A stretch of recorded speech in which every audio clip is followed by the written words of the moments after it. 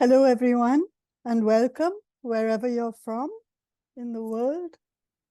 My name is Shireen Jejeebhoy, and I am the president of the International Union for the Scientific Study of Population. It is my great pleasure to welcome you to yet another IUSSP webinar, and I'm delighted that so many people have joined today. I know we're all looking forward to this debate. The population of humans that can be supported sustainably on the planet at a reasonable standard of living is below 4 million, yes or no? Before we start, I know we have a number of people here who may not be familiar with IUSSP. So let me take this opportunity to say a couple of words about the union. The IUSSP is the worldwide network of population scientists. And by this, we mean all academicians coming from various disciplines, as well as those engaged in policy and program implementation. We currently have a membership of almost 2,000, including students, all of whom we welcome. And our members are located in over 120 countries across the globe. The work of the union is member-driven, with members forming scientific panels that focus on emerging issues on poorly understood themes. Currently, we have 16 panels whose activities focus on multiple themes, from gender and reproductive health, to climate change, to data revolution, and whose deliberations are disseminated through publications, seminars, webinars, and other activities. All of you who work on population-related topics are warmly invited to join the IUSSP. Please do join. We'd be very happy to have a more multidisciplinary group as part of our membership. In addition, our members can also initiate activities like this one, initiated by one of our most active and longtime members, Stan Becker, Professor Emeritus at Johns Hopkins University. Stan has organized already 3 debates as chair of one of our panels.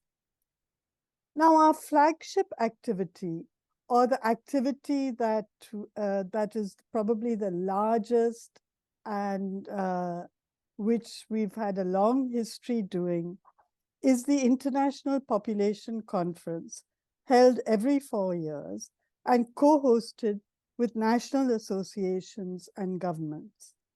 IPC 2025 will be held in beautiful Brisbane, Australia, and I'm using this opportunity to invite you to submit abstracts or opt to hold sessions at this conference to be held in mid-July, as you see here.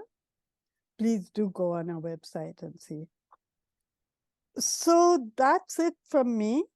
Let me say thanks again to all of you, and a special acknowledgement to Stan for organizing yet another webinar that promises to be very exciting. Now, over to Mary Ellen Zupan, Executive Director, IUSSP, to explain the Q&A, and then to Stan, who will preside over the rest of the meeting. Mary Ellen? Okay. Welcome, everybody, to this debate. I just wanted to explain very briefly how to pose questions to the speakers. For this, we ask that you use the Q&A. We hope that you ask many questions and you enjoy the debate. And on over to Stan now. Thank you. Yes, hello. So the process, you answered a poll as you came in, hopefully. And the first speaker will be Joel Cohen, who will give some background on the debate. And the debaters will speak by teams, 2 persons each, 8 minutes. And then each team will have 4 minutes to respond to the other team's arguments. And then we'll have the Q&A for at least 20 minutes. And we hope the speakers will limit their answers to about 1 minute at the most. And then there will be a second poll at the end, and those results will then be shown to folks. We'll see who convinced who. And then Suzana Cavenaghi will give a summary of the debate and closing remarks. So first, I want to thank the IUSSP for having this debate. It's a pleasure to be moderator for it. The topic of 4 billion maximum sustainable population is obviously quite controversial, especially given that the current world population is 8 billion. I believe all of us can learn something from this debate. I would like to remember the late Jimmy Trussell of Princeton University, who introduced debates to the IUSSP. Now I'll first introduce the persons who will give background to the topic and summarize, and also the person summarizing the debate at the end, respectively. So first, Joel Cohen is professor of populations at the Rockefeller and Columbia Universities in New York City. And he wrote the book, How Many People Can the Earth Support, back in 1995. For the summarization, Suzana Cavenaghi is a demographer and independent researcher in Brazil, working mainly on population and sustainable development, reproductive health and rights, and data collection. And now to the 4 debaters. For the no side, Timothy Guinnane is professor of economic history, emeritus in the economics department at Yale University in the USA. Jacques Emina is professor at the University of Kinshasa and Health Research Institute in the Democratic Republic of Congo. For the yes side, Anastasia Pseiridis is a professor of economic analysis and sustainability at Pantheon University in Greece. Her research is on sustainable economic welfare, and her latest book is entitled Saving the Planet. Second will be Frank Götmark, who is ecology professor at the University of Gothenburg in Sweden, with research on sustainable population and factors influencing fertility levels. Without further ado, I turn over to Joel Cohen, who will now give background to this debate. I thank Stan Becker for inviting me to provide background to this debate, and Paul Monet and the IUSSP for supporting the debate. I propose some questions that must be answered to judge whether Earth can support sustainably 4 billion or any other number of people. My book, How Many People Can the Earth Support, reviews 65 published estimates plotted in red here. The horizontal axis is the year of publication. The vertical axis is the total population size on a logarithmic scale. The earliest estimate was by Antony van Leeuwenhoek, inventor of the microscope, in 1679. He estimated the world could support 13.4 billion people, right here.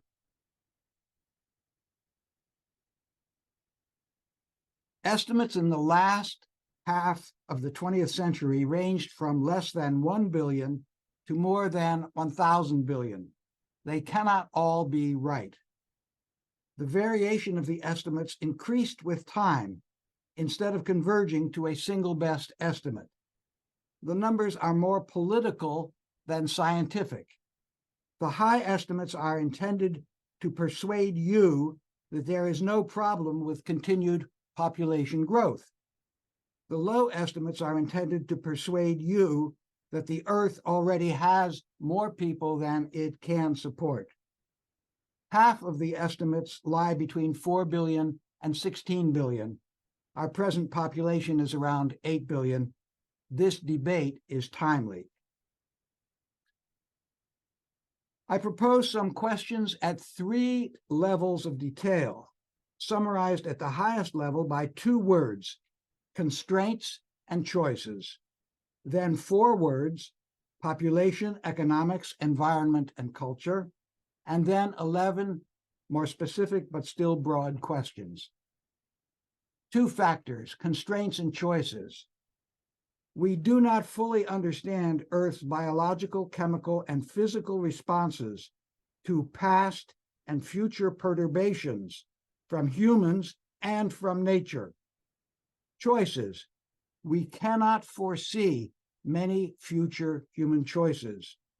Future choices may affect which constraints apply.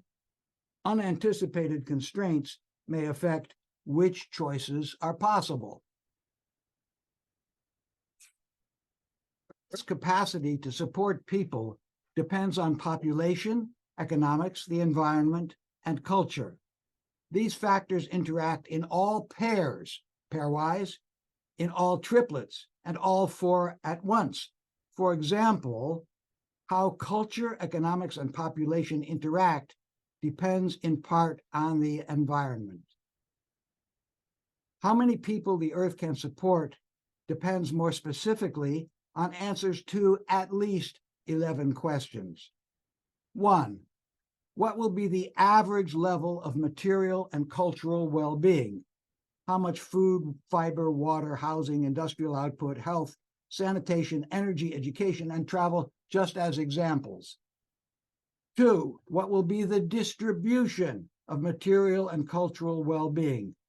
What inequalities will we choose or accept in income, wealth, happiness, health, and other goods among nations and among individuals within nations as measured by various statistical indices? What technology will we use to produce goods and services? A horse-drawn plow or a tractor, for example? What will be our domestic and international political arrangements? Will we resolve conflicts violently or diplomatically? What will be our individual freedoms and our peaceful or violent procedures for political change? What will be our domestic and international economic arrangements? What will be our incentives, modes of production, trade agreements or tariffs, and regulation within and among nations? What will be our domestic and international demographic arrangements? For example, regarding birth, death, migration, marriage, family, households, age structure, and cities? What will be our physical, chemical, and biological environments, including our future climate? What will be our desired variability or stability of population size?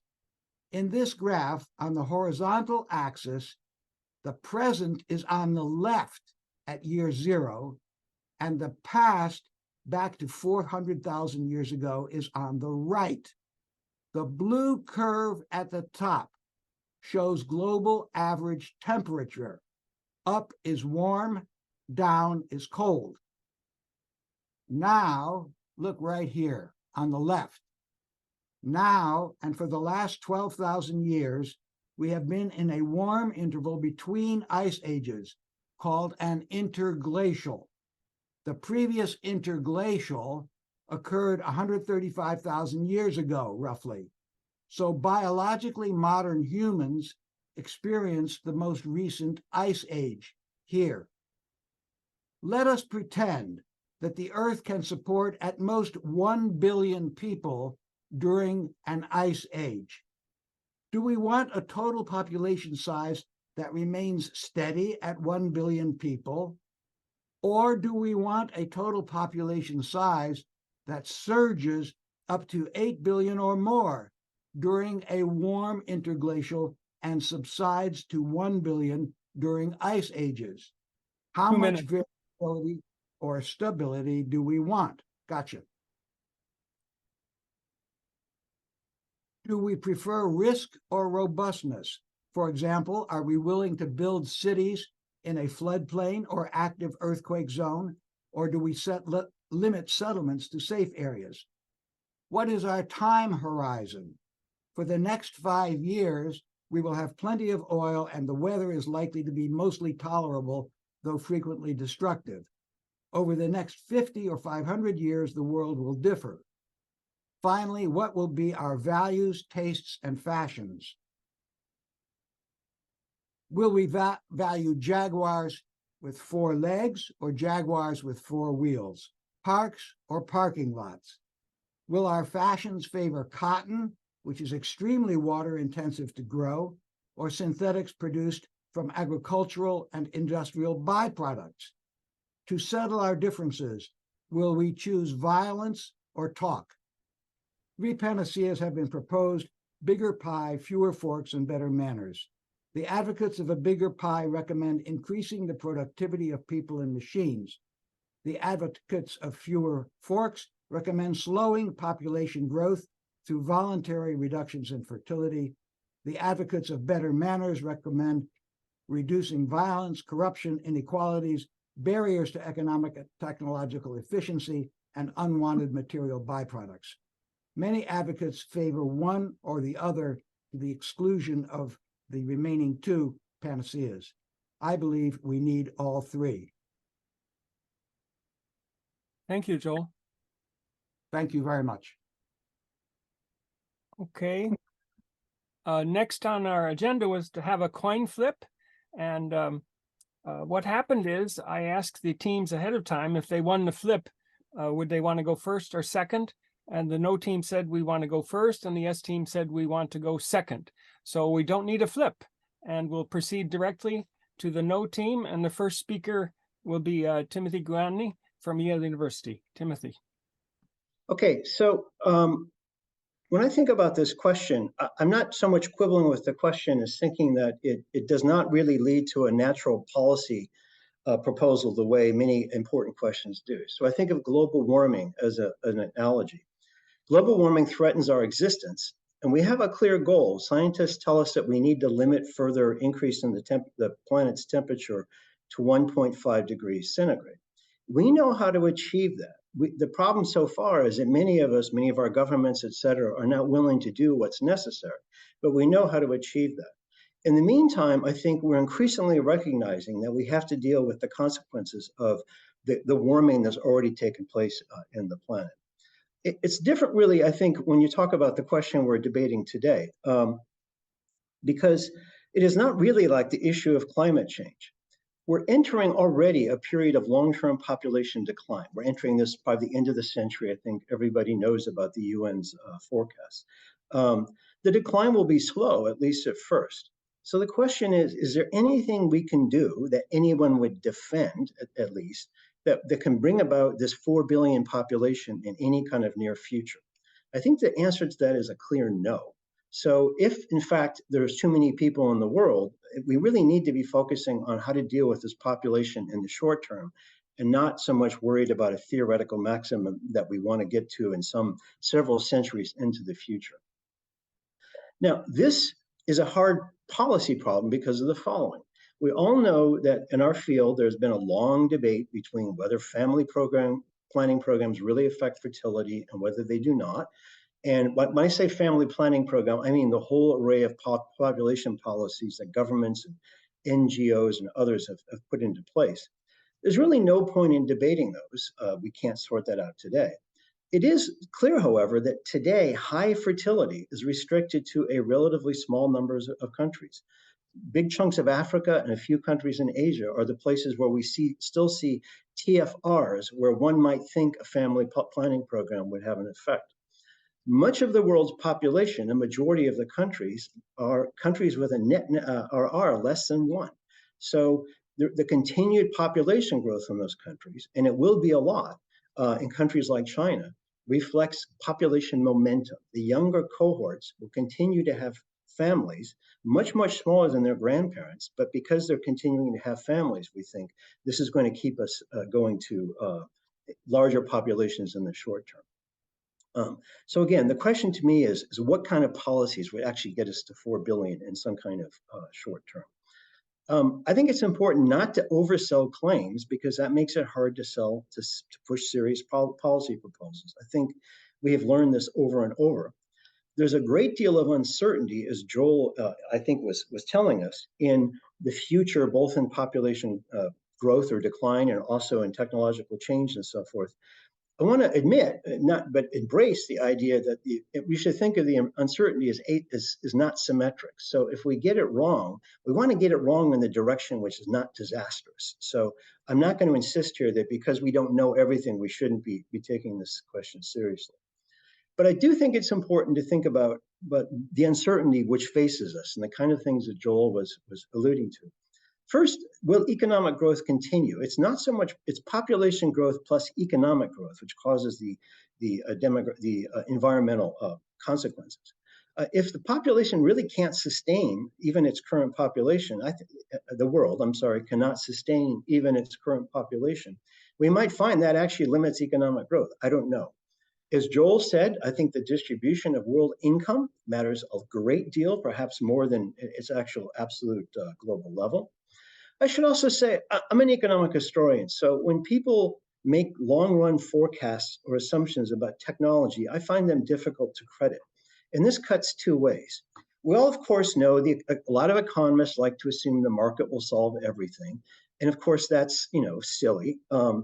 There are many really important problems that have not been solved, even though whoever solves them will be fantastically rich. So the market is not a panacea. We're not going to, just because we have a technological constraint, we don't want to assume we're going to overcome it. On the other hand, it's hard to ignore the past 2 centuries of technological change. In some ways, it's responsible for a large population today. We can feed a lot more people.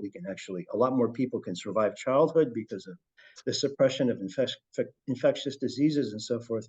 But I think in all this thinking about the 2 or 3 centuries that might be necessary to get us to 4 billion, we should be bearing in mind that we really have very only the roughest ideas about how things will be produced and consumed in the future.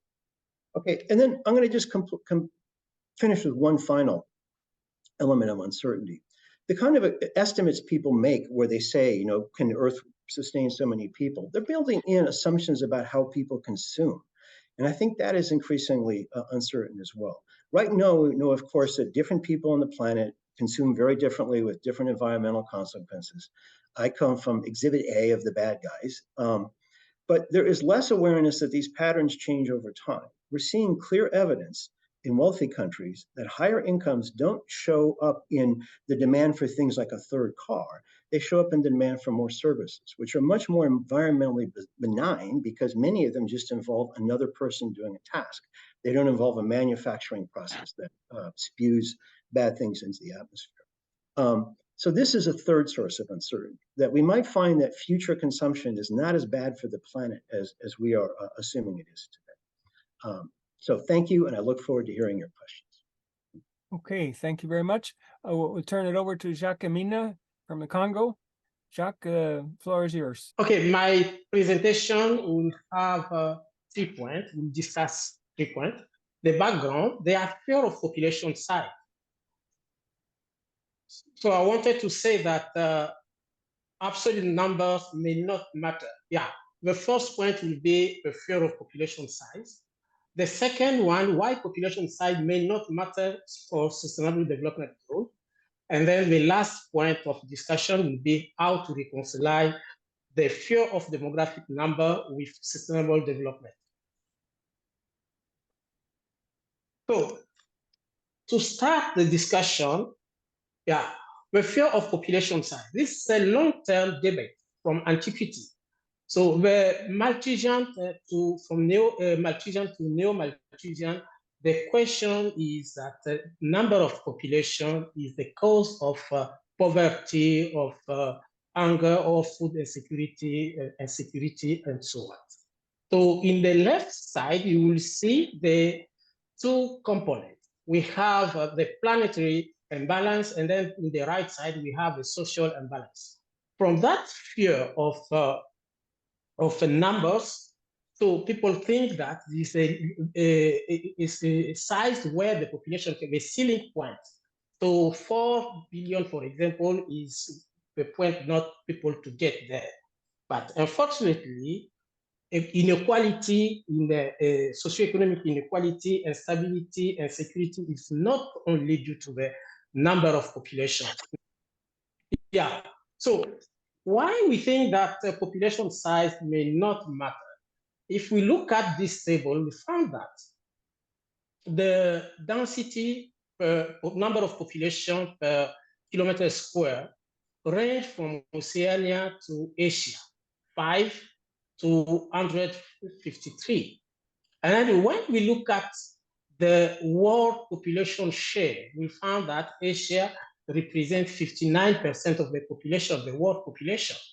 and Africa 18%, Europe 9%, and then North America 7.5, and then South America 5.6, 5.5. But when we look at now the GDP, the gross product per capita, domestic product, we'll find that that way it ranged from 2,000 billion in Oceania to 4,000 billion in Asia. When we look at now the index of the share of GDP to the share of population, we found huge imbalance. We found that Africa is lagging beyond with 50% only, and then Europe and North America are above 100%. So this shows inequality and inequity. That is at a continental level, but those inequity are reflected also within the country and the region. And within the country, we found also at the household level, we found those differences. So the problem is that inequality. The second point is the unsustainable production and consumption is the base of the problem we are having. If we're making argument that we cannot afford a 4 billion because of food insecurity, but every year you have 1.3 billion of tons of food that are wasted because there are people who cannot eat that food. And then the environmental damage is mostly due to economic process than to the human, the number of population. In the right side of my presentation, we found that the agriculture is the cause of most of environmental damage we are observing in the world. And also economic process, the economic process is the cause of environmental problem we are having. Last point is the global cost of corruption. Every year, at least 5% of the world gross domestic product is wasting by corruption, disappear from corruption. How to have the equilibrium between demographic number and sustainable development? We imagine, we took into account the mega trends, the UN mega trends, but we adapted adjusted the mega trends. We think that promoting sustainable urbanization, because by 2050, 75% of the population will live in urban area. Promoting sustainable urbanization will allow people in the world to also, most of the population also to go beyond the ceiling point. 2 minutes. Harnessing digital and technology. 2 minutes. Harnessing digital and technology dividend to improve governance, access to health service, education, employment, and renewable energy. Reduce inequality. And we have also to look at to promote global solidarity and partnership, promote conscious lifestyle, and with more responsible consumption. Accelerate the transition to sustainable food production. So we need to integrate, to have a global framework when we will be able to integrate population, migration, governance, and other megatrends. That in that case, the world can sustain to more people than 4 billion of population. Thank you. Thank you very much. Now over to the yes side, and I believe Anastasia from Greece will be starting. Thank you for being here. I'm happy and honored to be here, and also I'm very honored that my name is pronounced excellently by Stan, who took an extra effort. Let me go to the point. I would like to explain to you why my answer is most probably yes. I will use data since the 1960s to explain why, I'm trying to link with the previous discussions, why omitting the issue of population size from our conversation does not allow us to wish for a better future. So I will start with talking about resource scarcity, which is this is a basic concept in economics. We all know that resource scarcity exists. We usually know that resources are fewer than the needs that we need to cover with them. And I want to explain that there are three uses of resources, and we have a lot of potential of eliminating two of the three uses so that we can save resources to do things that increase the well-being of less deserving people in the world. So how are we using resources currently? First, we're using them for reasonable consumption. This is in the title of this debate. Secondly, we use them for excess consumption. And thirdly, we use resources to cover up, to mend things, to mend the effects, the externalities, the negative externalities that our global consumption patterns and production methods create. We need resources for climate change. Many will agree, some might not. We created climate change. We need resources for non-communicable diseases. We created them. But at the same time, we need resources to provide a reasonable life to 85% of the global population, who live below 60% of the global average GDP. And this includes infrastructure, schools, health structures, and things like that. So I believe that there is a paradox here. We want to not discuss about the population size, but at the same time, we want to wish that resources are there and we can exploit them and we can use them for humanity's benefit. So what I can say is that current consumption and production methods make it more severe. I agree with Jacques, who mentioned this on this, but it is quite complicated how we're going to reduce the impact of current consumption and production. So now, why I'm talking about the relevance of resource scarcity?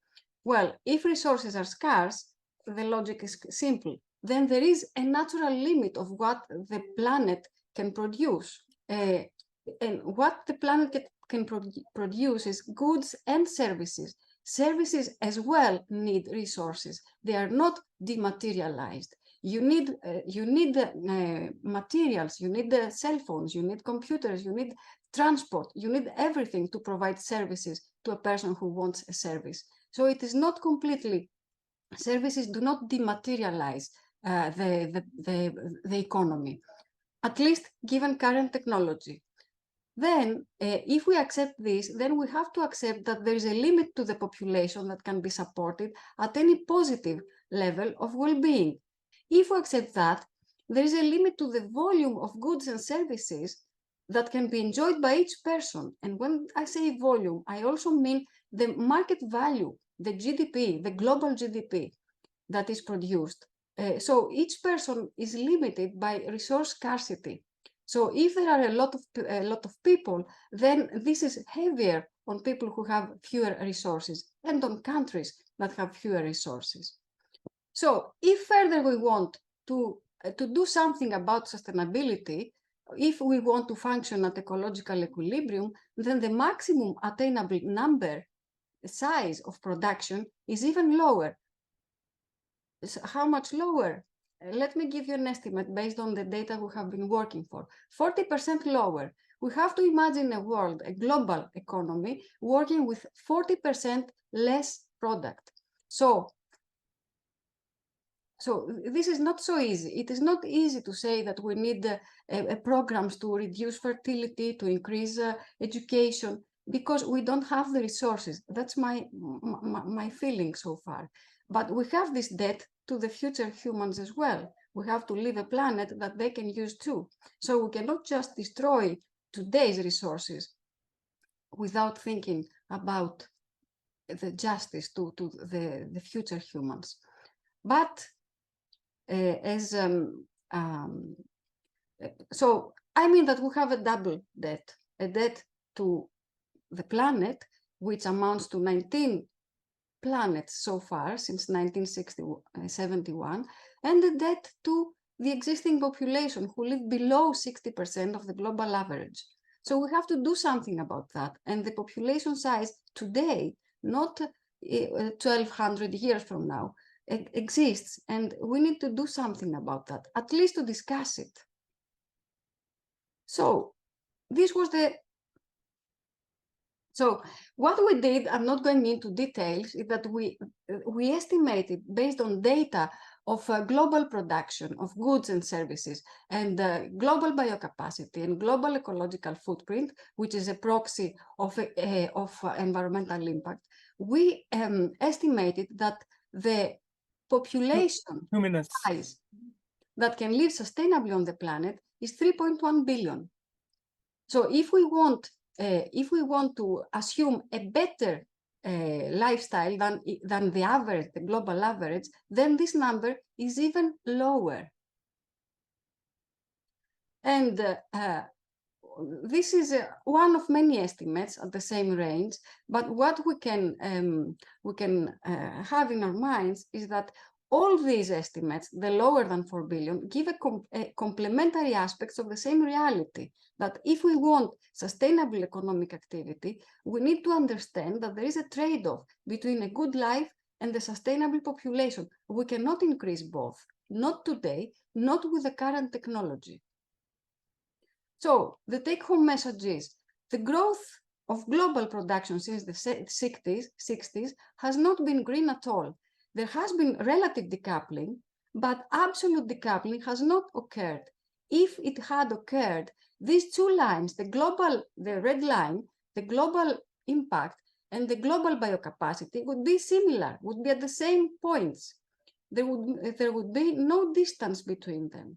Technology would take care of the distance. So technology, at least the one we have developed so far, has not helped in this direction. For more, see my colleagues' work. So resource scarcity and sustainability concerns limit the size of population that can live comfortably to less than 4 billion. I'm generalizing. And so we have a world with increasing per capita incomes, which is good, of an increasing portion of the population and an increasing population. So I don't know what we should wish for. I mean, maybe artificial intelligence can save us. I don't know, but still, yet this Deus ex machina that is called technology is still behind the scenes. So I suggest it is safer to act based on the precautionary principle instead of waiting in hope. Thank you very much for being here. I want to close by saying with less than 4 billion, we can avoid Derek Parfit's repugnant conclusion and have all a good life in the Aristotelian sense. And this is based on data. Thank you very much. Thank you. Over to Frank Götmark from Sweden. Okay, thank you, Stan. Like Anastasia say, yes, less than 4 billion humans on the planet. And I would emphasize ethical arguments here. First, studies presented by Anastasia and others suggest that the global population of about 3 billion is sustainable in terms of living conditions for people. This is based on available resources for humans, sufficient for such a population, and average income judged to be sufficient for a good life. The resources can be ecosystems used for food or timber, or forms of energy, from biomass to solar energy. With fewer people, we would still probably have conflicts and war, but with less than 4 billion compared to 8 billion, the number of undernourished people or the number killed would be much lower. It may take about 100 years or more to reach less than 4 billion, but some countries already have declining population. Second, these studies and arguments places humans in the center, so-called anthropocentric or traditional ethics. Ethical concerns like UN's Universal Declaration of Human Rights would have greater prospects of being fulfilled with a global population of less than 4 compared to 8 billion. More will have food and energy, fewer will be starving, fewer will be killed. Third, 3 billion and human ethics have limitations. Other species on the planet are not considered. Only broader ethics include the protection and restoration of species populations, like threatened species and their particular habitats. We also need such ethics, including the rights of other species. In policy in many countries, respondents say, yes, other species have a right to exist. Fourth, this broader ethical approach suggests less than 3 billion. My argument is that even if we manage to achieve, by voluntary means I assume, a human population of about 3 billion, we actually need an even lower population to increase the space for other life forms. Let's look at the fate of some species on the Earth. About 200 years ago, fantastic mega herbivores like this rhinoceros were still common. Its numbers now, a few thousand individuals, may become reduced even more. But with fewer people, their fate should be brighter. In Southeast Asia, cutting of tropical forests have seriously reduced the population of primates like this orangutan. The demand for timber from rich countries like Japan is one reason for this decline. Another reason is more palm oil plantations. You often hear about the cutting of tropical forest in the Amazon. Less well known is the species-rich Cerrado, south of the Amazon, the world's largest tropical savanna, 2 million square kilometers. It is home to about 10,000 species of plants, 840 birds, and 160 mammals. But the human population doubled during a few decades. The next photograph illustrates what is going on. More food for people around the world eliminated many habitats here. The mammals are our closest relatives on the Earth. Here is the present situation for us and the other mammals in terms of biomass distribution. It turns out that our biomass is 50 times larger than that of all remaining other wild mammals. 1 square is 1 million tons. Black is humans, gray is our livestock and pets, blue is marine mammals, and green is terrestrial mammals, including rhinoceros and orangutans. The most abundant wild terrestrial mammal species by weight are the white-tailed deer and the wild boar, which we like to hunt and eat. Now imagine if we, over time, reduce the black and gray here to less than half. This could lead to a human population of 2 to 3 billion and give space to restore the homes of our relatives. We can save many of them from extinction. The basis for doing this is mainly ethical, although species have other values than intrinsic values. For instance, ecological and aesthetical values. Outside our future crowded urban areas, we should not transform nature to food production ecosystems only, but also to habitats for these other species which we share the planet with. Well, fortunately, we now see shrinking populations in some countries, which can lead to more so-called rewilding of areas abandoned by people. The site here is part of the Velebit Nature Park in Croatia, and it is also part of the network Rewilding in Europe. Croatia has an aging population and low fertility rate, and the country has declined from 4.8 million to million since 1990. There has been a successful reintroduction of chamois in the park and endangered antelope that you see here. Another wonderful site in the Rewilding Europe network is the Oder River Delta at the border between Germany and Poland. Germany has high population density and high consumption rates, too high really. A declining aging population and low fertility is good for rewilding, and many other aspects too, such as less pollution, less greenhouse gases, and in areas like this, recovery of fish stocks and nature-based tourism. 2 minutes.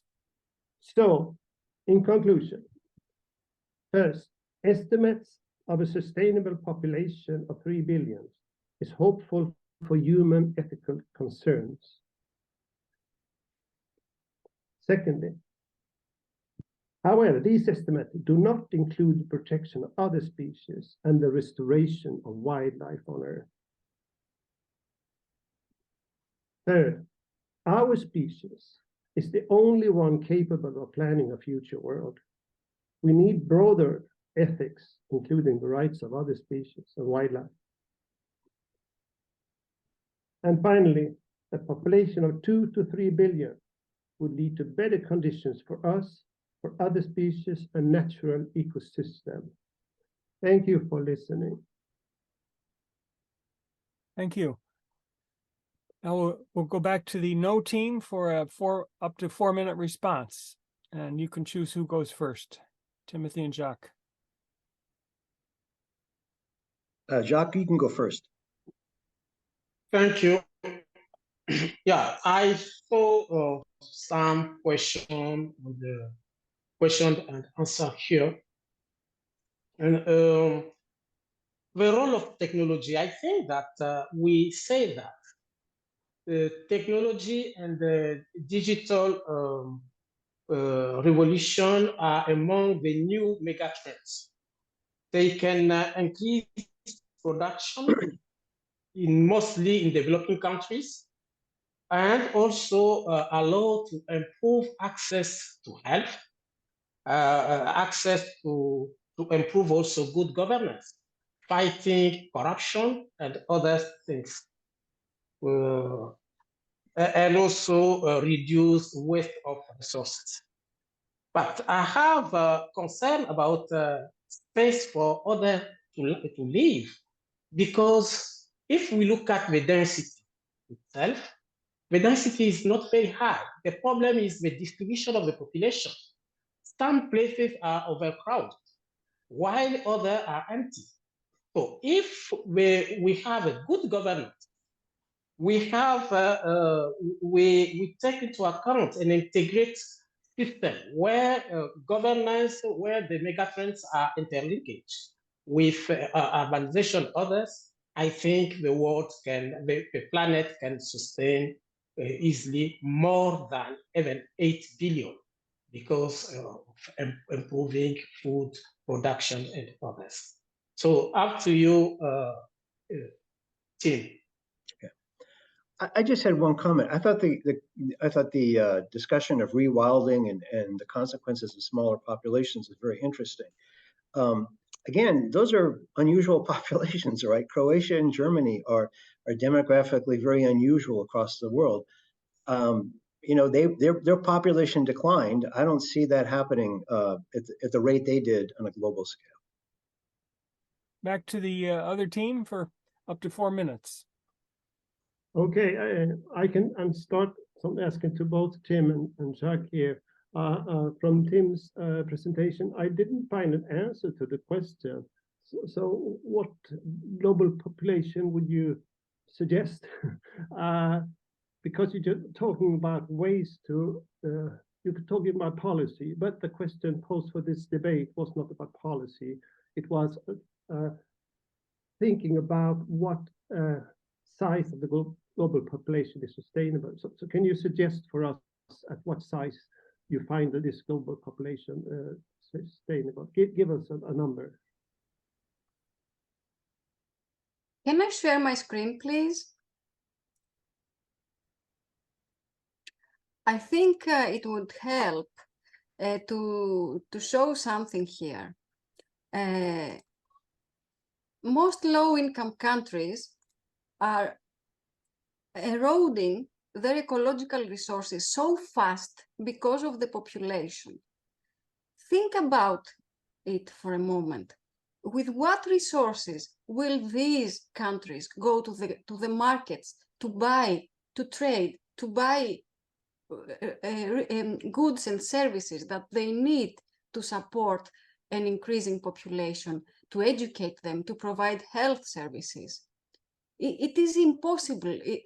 To me, I'm looking at this data almost 10 years now. To me, this is a futile. It is futile to try to find a way to find a solution when you have this.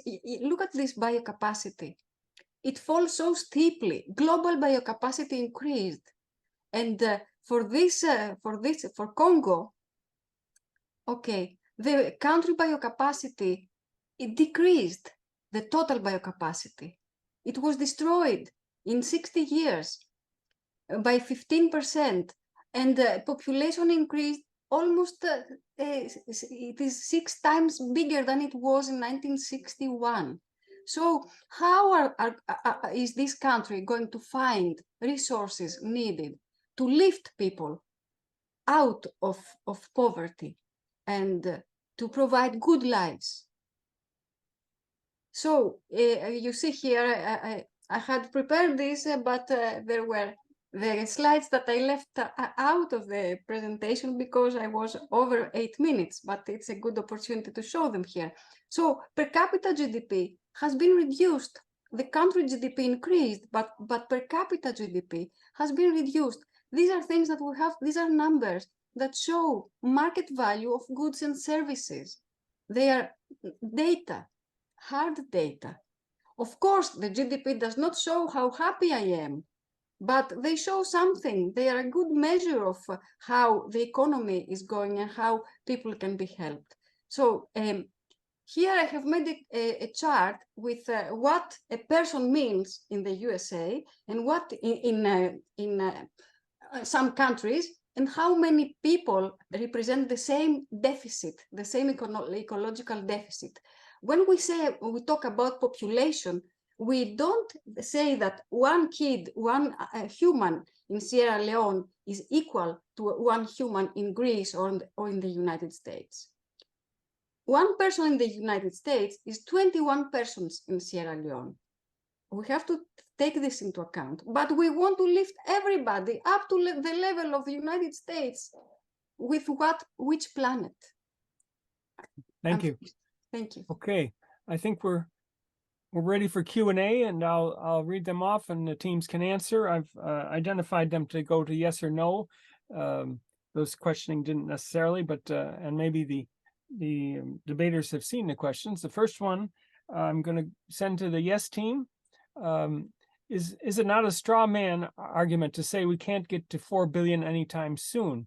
If environmental damage is proportional to the time and extent that we spend above sustainable population, is it not important both to know when we're in overshoot and to appreciate the actions we can take to peak sooner and lower to minimize the person years in overshoot? To the yes team. This is by Jane O'Sullivan. I believe that if something is difficult, this is not a justification for not dealing with it. We try to teach our kids values. Sometimes it is difficult to stick to your values, but you don't follow values because it is easy. You follow them because you have to follow them. So we have to deal with this problem, even if it is difficult. That's what I think. Okay, thank you. We'll go on to the next question from Steve Kurtz. To the no team. Policies can manipulate human behavior to some extent, but do those thinking more than 4 billion sustainable number believe that we are exempt from the maximum power principle, Lotka, Odom, Rees, and others, which applies to all known living organisms, I guess symptoms says there. So Tim or Jacques? Okay, I don't get that question very well, but what I can say that the policy we can't determine the number of population. I don't think that is any equation that could be used to determine the number of population. The second thing is that this debate should be contextualized. We cannot look at this debate as the global world. We should look at it per continent, per region, and a sub-region. If we think we discuss this per region and sub-region per country, then we can have appropriate response to those questions. We cannot have this limitation. So we can end up with a sum of the population from a different region rather than to take it global.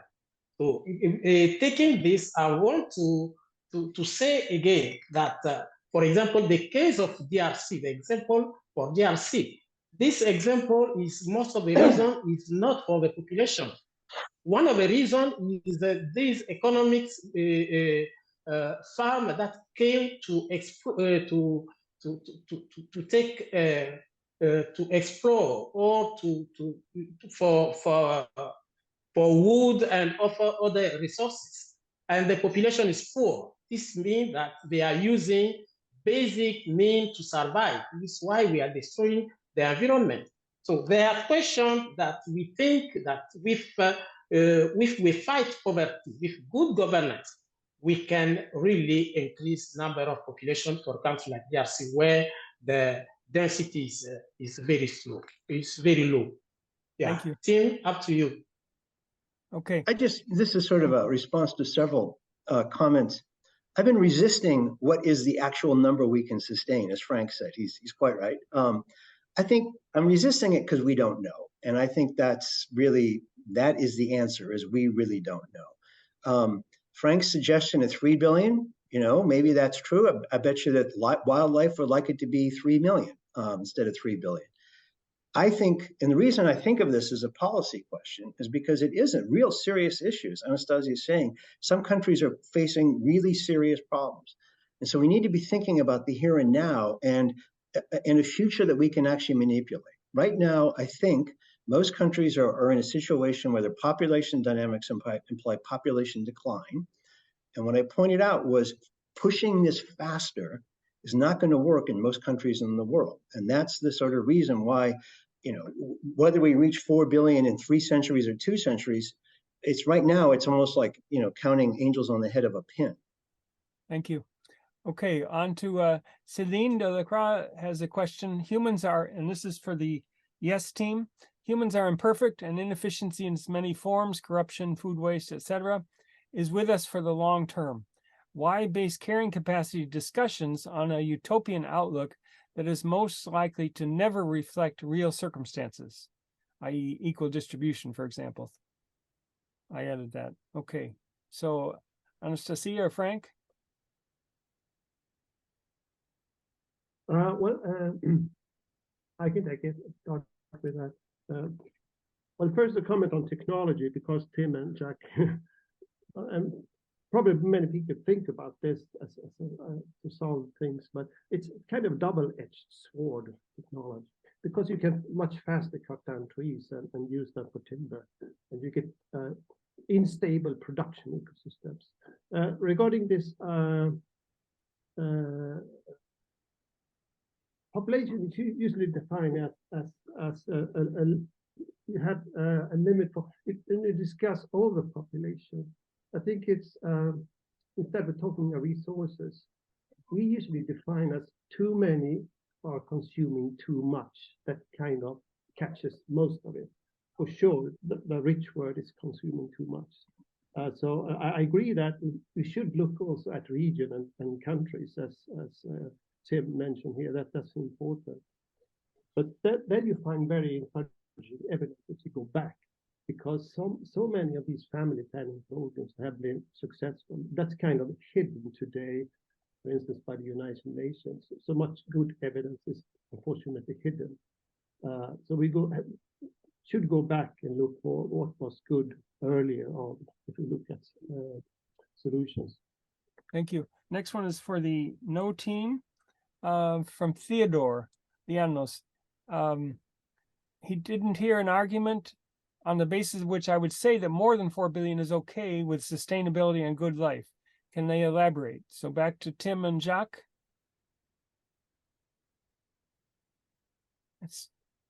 Jacques, maybe I'll go first. I'll just repeat, I'm resisting the question because I think it is not a question that really is something we can deal with in the meantime. I think and Frank in some ways really illustrated that these questions about how many sustainable humans are really, they're about our ethical values and, whether we think we want to have more room for other kinds of wildlife and so forth.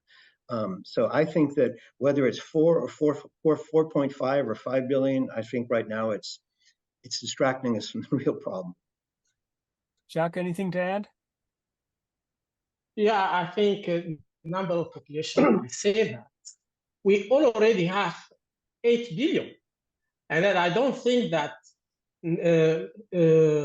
people suffering are different to those who have been suffering when the humanity had only 1 billion.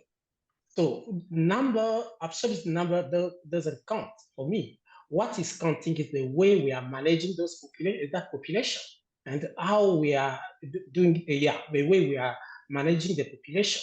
For now, I think number of population doesn't count. What counts is leave people choice, give people choice and to manage the population. Thank you. I think the next one I'll take is from William Pan. This is to the yes team. Many of the models assume equal distribution of resources and even distribution of people. Alternatively, can we ask what the carrying capacity of each major regional biome is? What's the capacity of the Amazon, of Sub-Saharan Africa, Western Europe, etc.?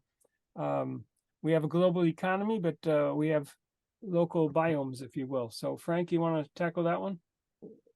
Yeah, sure. That's a very good approach, I think.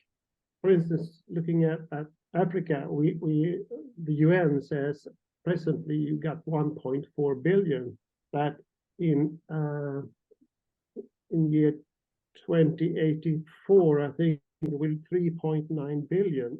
It's a huge increase. That assumes that we have lower fertility rates. Fertility rate goes down, but it has stalled in several countries. So this is really serious. So Western Asia and Africa is a region that are really important to provide contraceptive cheaply, family planning advice clinics, etc. It's rather simple, good things compared to, well, let me end there. Okay, thank you.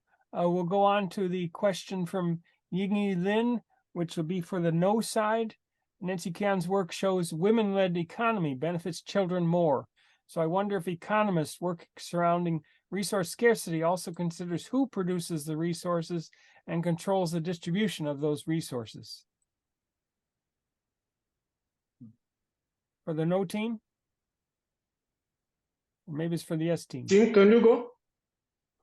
Yeah, Tim? Okay, it's an interesting question. I know there's a lot of work showing exactly what the speaker said, which is that when women control either local politics or how things are produced and consumed, they tend to lead to better outcomes for children and maybe even for the planet. I haven't seen that part of it, but I can't really comment beyond that. Anything to add, Jacques? Yeah, so I think production and number of children, the relationship is we have a negative association because when the women become busy, they would like to have their career and they have few children. But in terms of conception, you can have this, the point we have, the number of children are low, you have few number of children, but in terms of consumption, you are consuming more than those who have more children. That the question is complex. You take 5 children in Kinshasa and 2 children in the US. I think those 2 children in the US are consuming more than 5 in Kinshasa. Thank you. This one's to the yes team. In the debate, seems human intelligence is fixed and therefore without carrying capacity of creativity and innovation. And the second question really, does everyone need the same reasonable standard of living? So to Frank and Anastasia. It is two questions I think. Also, I don't understand this question about human intelligence. Human intelligence is what we can see in current technology. So it's embodied in the technology we have now. Of course, human intelligence varies between people, but collectively, what we have is the outcome of human intelligence. And it is not fixed because it can be increased by education and by technology as well. So I don't understand the question. That's good. Thank you. Frank, do you want to address the second part about does everyone need the same reasonable standard of living? Well, calculations like this, that they are based on averages. But I think going through Anastasia's work, and especially Partha Dasgupta's, that done really good work on this, it's that they should be taken seriously. Anyone interested in this studies should read those studies, I think. And they do model the degree of inequality that also affects the sustainable population. So check those studies. Thank you. Okay, I think we'll move on to our post debate vote, and then we'll have Suzana will summarize what we've learned. So Paul, you can pull up the poll. There it is. Okay, so it looks like the yes from the no increased more than the other way, but anyway, pretty even split. Okay, thank you. Now we'll go to Suzana to summarize what we've learned and where we go from here. Okay, thank you, Stan. Well, first I would like to thank IUSSP for this opportunity and to speak about, as Stan say, controversial subject, I would say thorny subject. But I was surprised in a good manner here because we had this discussion before, and it seems from the debate to me that we have a better position now. It seems like people want to discuss about population, and it's an important topic. And one thing that I think I hear from the presenters, the yes and the no side, is that we created climate change, and although we are saying that population numbers doesn't matter, it seems it does matter. And I'll summarize those to say why I think of those answers. First, I would like to say thank Stan for putting these debates, these tough questions. It's always hard to think about the binary words, yes or no. Only technology is yes or no, and in the world is more complex. And we are seeing here how complex it is. But I think we should discuss broadly. And IUSSP, I think, is the house to discuss if population numbers matters for the climate change. So if we are not the ones to discuss, who will? With the experience and the diversity we have within the union. So I thank you very much, Stan, for doing that, and IUSSP to back you on those. So I would start just saying about what Joe was told us about the many factors, and I agree with him. We have a lot of factors. The combination of a lot of factors and a lot of answers we give to those 11 questions we would have. But the problem for me, we have constraints and choices. And those answers for those questions needs to be a joint answer. We as society needs to answer those jointly, and we cannot one country decide, or one person or one group decide what's better for the others. We need to find those combinations jointly. From the no side, what I heard, Tim, he doesn't want to pick a number, and I wouldn't pick a number too, because I don't have the capacity for that. But he has the word uncertainty in all his points. But he says, and his point here is we have a global warming threatens, and the technology will solve some of the problems, but we are uncertain even about technology. Tim says we already have more than we are above the number that the Earth can sustain with a good living conditions. So how to get back is his problem. So I don't see Tim saying the no here.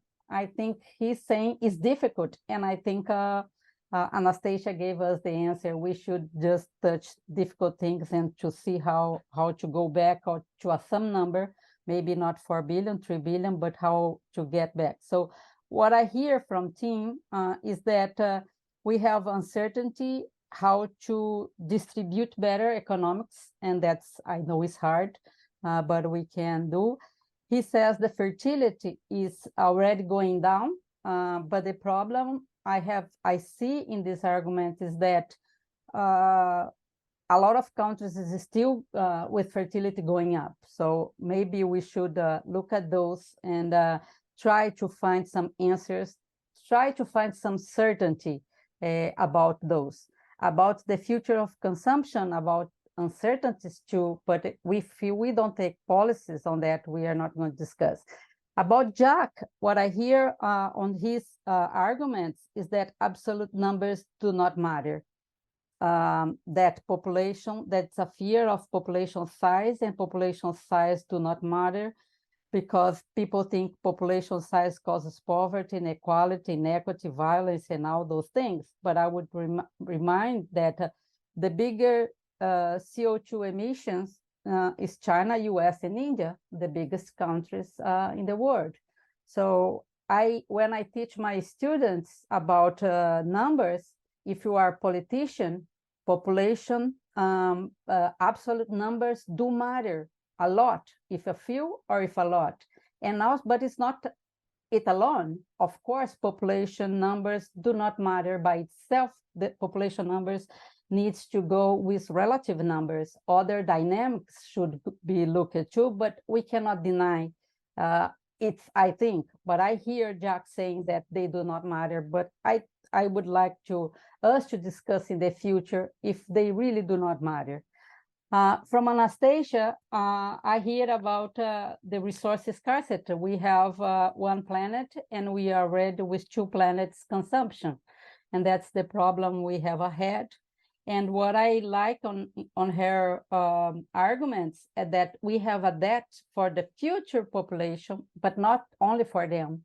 We have a debt for the current population, 60% that are very poor in violent places, and we have a debt to them. So we need to discuss those, at least, and she says we need to discuss, we must not agree with this number, but we need at least to discuss that consumption and the reasonable consumption, the excess of consumption and externality.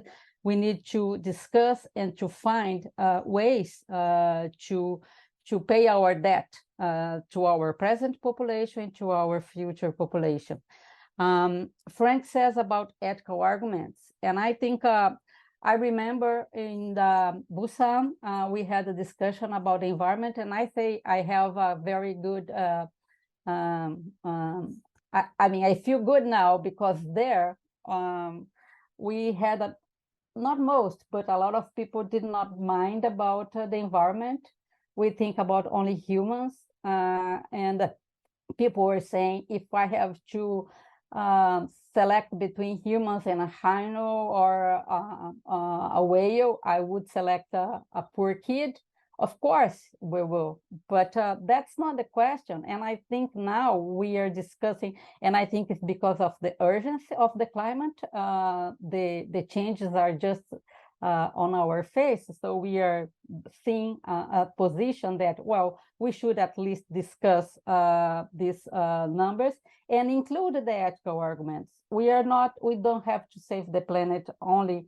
And I see Frank saying that we are not saving the planet only for humans. We should save the planet for all living beings. And that's very important, and not because other living beings make us happy, but because of their own ethical motive or rights to be on the planet and to survive. So I see we have this, if we can say what are the agreements we have, and for me, it's a surprise to see that we all say that people, I heard that, I may be biased on that, but I heard that we do agree that people created climate change. If we did that, we should look at the solutions. We cannot use draconian policies to reduce population, and I think it's agreement. No one wants draconian policies or to increase inequality to reduce, for policies to reduce population or to get back to a number that is reasonable for most people living well in the planet. But do we agree that population size matter? It's not only the problem to deal with, and I think we need to still discuss on that, and it's a future debate that we should go on and try to see and to decide if we want a better life conditions for fewer or worse life conditions for many. And I think that's the dilemma we face now. So thank you very much for your I hope I have summarized, and I know I had put my comments on that, but I think it's important to hear from a woman from the South saying those things, and not just one. It's a global thing, but it's good to hear from a woman from the South saying those words. Thank you. Thank you. Thank you. So I have to correct one thing I said, that they were pretty even. Is actually, they were pretty even at the beginning in terms of the vote, but at the end it was 62% said yes. So the yes team convinced a few more people than the no team at 38%. So I'd like to again thank the IUSSP for having this, and Joel and Suzanne for their contributions and opening and summarizing, and to the debaters, and also to all the participants who listen to us, and we'll see where we go from here. Thank you all very much. Over and out. Namaste.